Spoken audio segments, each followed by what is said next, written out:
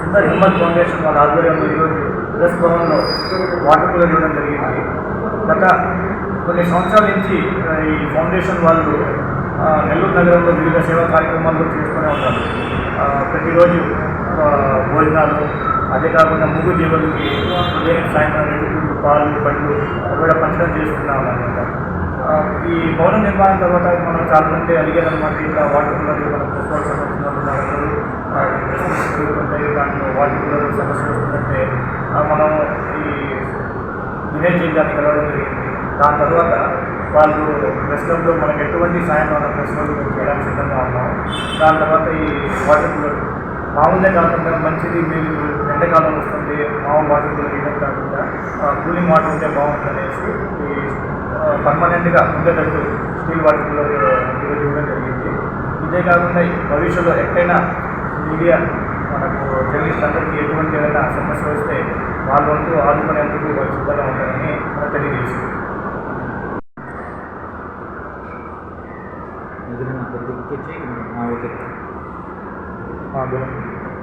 నేను దినేష్ జైను శ్రీ సుందర్ హిమ్మత్ సేవా ఫౌండేషన్ ద్వారా ప్రతిరోజు కుక్కలకి పాలు, మధ్యాహ్నం 200 మందికి భోజనము, సాయంత్రం మళ్ళీ ఆవుల కుక్కలకి ఫుడ్స్ ప్రతి 360 రోజు సేవా కార్యక్రమం చేస్తూనే ఉంటారు.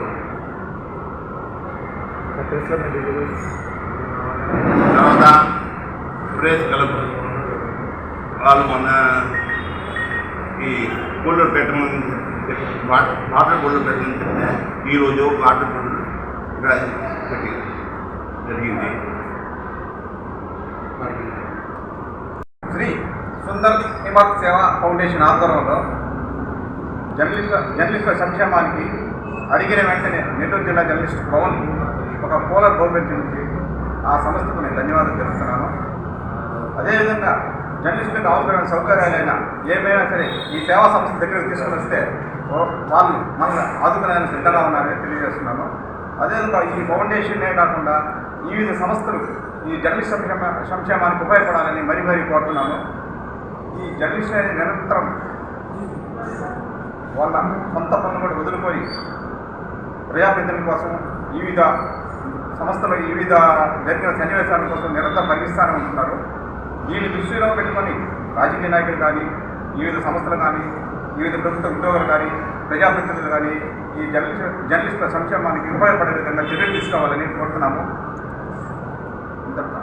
ఈ వీడియో కనుక మీకు నచ్చినట్లయితే లైక్ చేసి షేర్ చేయండి. మరిన్ని లేటెస్ట్ అప్డేట్స్ కోసం మా ఛానల్ ని సబ్స్క్రైబ్ చేయండి.